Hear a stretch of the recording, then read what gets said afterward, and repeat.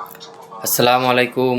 যারা জামাতরে নিয়ে অনেক কটূক্তি কথাবার্তা বলতেছেন, জামাতরে গালাগালি করতেছেন, এরা কি দেশ চালাইতে পারবো, এরা জঙ্গি, এরা রাজাকার, এরা মুনাফেক, কত কিছু বলতেছেন। একটা জিনিস চিন্তা করেন আপনি, আমার বাবা মার বিয়াটা পড়াইছে কারা? হুজুররা। আমি বিয়া করছি, আমার বিয়াটা পড়াইছে কারা? হুজুররা। আমার বাবা মার জীবনটারে বৈধ করে দিছে কারা? হুজুর্গ মাধ্যমে। আমার জীবনটা বৈধ হয়েছে কার মাধ্যমে? হুজুর্গ মাধ্যমে। আমি মরি, আমার দাদা মরছে, দাদি মরছে, জানাজাটা পড়াইতে কার? এটাই আনছে হুজুরে। জানাজা শেষে লাস্টের একজন কবরে রাখছে, হুজুরই বলছে হুজুর একটু দোয়া করে দেন, বুঝছেন। আমার বাবা মা মারা যাইব, আমরা কারে ডাইকে আনমু? হুজুর জানাজাটা পড়াইয়া দেন। আমি দুনিয়ার থেকে মারা যাবো, কারে ডাইকে আনমু? হুজুর জানাজাটা পড়াইয়া দেন। আপনারা যেই নেতার পক্ষ নিয়ে হুজুরদেরকে গালাগালি করতেছেন, হুজুররা এইটা, হুজুররা রাজাকার।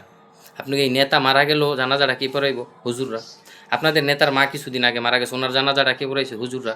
তো সব সমাধান যদি হুজুররা কইরা দেয়, কিন্তু হুজুরকে আপনারা গালাগালিগুলো করেন, এর পরিচয়ে কি দাঁড়ায়? রাজাকার হুজুররা না আপনারা?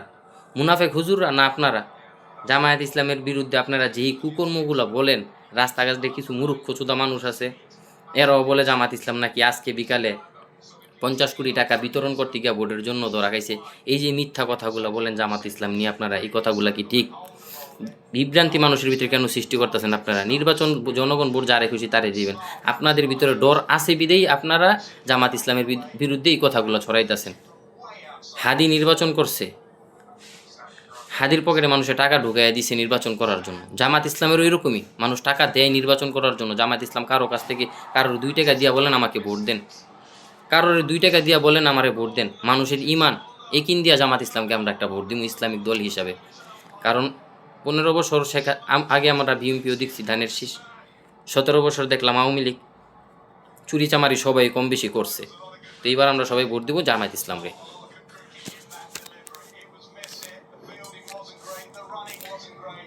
ভোট সবাই জামাত ইসলামকেই দিব। কালকে 12 ফেব্রুয়ারি ইনশাল্লাহ সকালবেলা ভোট কেন্দ্রে আপনারা সবাই যাবেন, ভোট দিবেন। যদি দেখেন না জামাত ইসলামে ভোট দেওয়ার কোনো সুযোগ নাই, ভোট দিবেন না, চলে আসবেন। দেখা যাক কি করা যায়, এই সরকার কি করতে পারে। তত্ত্ববাদী সরকারকে, যেই সরকারের হাতে জনগণ বিশ্বাস করে দেশটাকে তুইলা দিছে, এই সরকার কি করে। হাদির বিচার চাই বলে কিছু ছাত্ররা আবারও রাস্তায় নেমেছিল।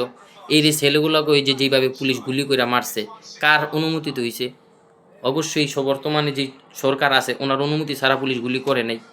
তো আমরা কার উপরে আশা রাখবো? এই দেশটার কার হাতে তুলে দিতে চাই আমরা? এখন যদি জামাত ইসলাম আসে, ইনশাল্লাহ ভালো কিছু হবে। আমরা সবাই চাই বাংলাদেশটা একটা সুন্দর ইসলামিক কান্ট্রি হিসাবে আমরা সবাই দেখতে চাই। এর ভিতরে হচ্ছে গিয়ে আরেকটা কথা, যারা আপনারা বলেন ধানের শীষ, বিগত 1.5 বছরে আমরা দেখছি ধানের শীষের কিছু নেতাকর্মীরা, ছাত্রদলের কিছু নেতাকর্মীরা কী করছে। সোহাগ নামের এক লোককে চাঁদা না দেওয়ার কারণে রাস্তায় পাথর মেরে হত্যা করা হয়েছে। এটা হয়েছে বিএনপির একটা গুণদর কাহিনী। এই কাহিনীগুলো করার পরও যদি আপনারা বলেন বিএনপি দলটাই ভালো, বাকিগুলো আপনাদের বিবেকের উপরে মনে করি কুত্তায় প্রস্রাব করছে। আর যদি আপনাদের বিবেকের উপরে কুত্তায় প্রস্রাব না করে, আপনারা কি কুই থেকে আইছেন, আপনারা কি মানুষ না ইলেন তাও জানি না। এটা আপনাদের বিবেক। সমস্ত কিছুর ক্ষেত্রে হুজুরকে দিয়া সমাধান। বাপ মা মরে গেলে হুজুরাই সে তো দোয়া করে দেন, কিন্তু রাজনীতির ক্ষেত্রে গেলে হুজুররা কি রাজনীতি বোঝে? আপনাদের নেতাই কি রাজনীতি বোঝে? দেশ পরিচালনা করতে পারবো আপনার নেতায়? আশা করা যায় না আপনার নেতার উপরে। যেই দেশে ওই গিয়া মনে করেন লিচু চাষ, ওই দেশে গিয়া করবো আমের চাষ। চাঁদপুরের পদ্মায় এবং মেঘনায় ইলিশ ধরে কয়দিন পরে আপনার নেতায় এসে কী কেউ জানেন? কুমিল্লাবাসী, আপনাদের জন্য একটা সুখবর আছে। আপনাদের কুমিল্লাতে আপনারা যারা মাছ চাষ করেন, আপনারা এই মাছ চাষ করা বন্ধ করে দেন, আপনাদের জন্য আমরা ইলিশের পোনা দিব। আর পদ্মায় আর মেঘনায় যারা জেলে মাছ ধরে তাদেরকে কি বলবো? আপনারা যারা পদ্মায় মাছ ধরেন, আপনাদের জন্য আমরা, আপনারা ইলিশ মাছ অনেক বছর ধরে ধরতেছেন, কোনো উন্নতি করতে পারতেছেন না। এই জন্য আপনাদের পদ্মা নদীতে এবং মেঘনা নদীতে আমরা মাগুর মাছের পোনা এবং পুঁটি মাছের পোনা এনে দেবো। এই রয়েছে আপনার নেতার কোনো কমেন্সিসি নেই, কোন জায়গায় কী বলতে জানি না। বাংলাদেশে 50 কোটি ফ্যামিলি কার্ড দিব, অথচ বাংলাদেশে 18 কোটি মানুষ ঘরে পড়তে যদি হয় 20 কোটি মানুষ হইব। আপনার নেতার কমেন্টসে সারা জীবন রয়েছে ইংরাজরা হয়েছে আমাদের জাত শত্রু। ওই ইংরাজগো দেশে সারা জীবন রয়েছে আপনার নেতায়। উনি দেশের বুঝবোড়া কি? ওনার দেশ সম্পর্কে কোনো আইডিয়াই নেই। আপনারা কার পিছনে দৌড়ান একমাত্র আপনারাই জানেন। আর হুজুরদের বিরুদ্ধে কথা কইতে গেলে ভালোই পারেন, অথচ আলহামদুর সুরাটা ঠিক মতন কইতে পারেন। আপনার নেতায় বিসমিল্লাহ সুরা ঠিক মতন কইতে পারেন না, বিসমিল্লাহির রহমানির রহিম। ভালো করে আপনার নেতা এবং আপনারা কোরআন হাদিস সম্পর্কে কিছু জানেন, তারপরে আলেমদের বিরুদ্ধে কথা বলেন।